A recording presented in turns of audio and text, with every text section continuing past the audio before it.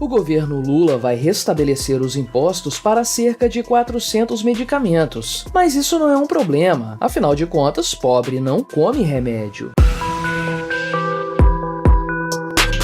Este é o Visão Libertária, sua fonte de informações descentralizadas e distribuídas. Este artigo foi revisado por historiador libertário, escrito, narrado e produzido por mim, Quinta Essência. Geraldo Alckmin, mais conhecido por ser o suplente da Janja no cargo de vice-presidente da República, lançou uma bomba tributária que pegou muita gente de surpresa. Menos nós libertários, que já conhecemos bem o modus operandi do governo PT. Em um fórum realizado pela empresa farmacêutica EMS em Brasília, o eterno picolé de chuchu afirmou que o governo Lula vai retomar a cobrança de impostos em centenas de medicamentos, mostrando que de fato colocarão o pobre no orçamento. Segundo Alckmin, o Ministério da Saúde enviou para o governo uma lista com 400 medicamentos que atualmente possuem o benefício da isenção de impostos de importação. Nas palavras do vice-presidente decorativo, o governo vai fazer um pente fino nessa lista. E ao final dessa minuciosa análise, apenas uns 10 medicamentos permanecerão isentos de tais impostos. Mas qual foi o motivo apresentado pelo Geraldo Alckmin para justificar a retomada de impostos em produtos tão importantes para a vida das pessoas, como os remédios? A coisa é muito simples na cabeça do picolé de chuchu. Essa isenção foi instituída durante a pandemia de forma excepcional. Alckmin explicou que, na pandemia, se justificava zerar o imposto de importação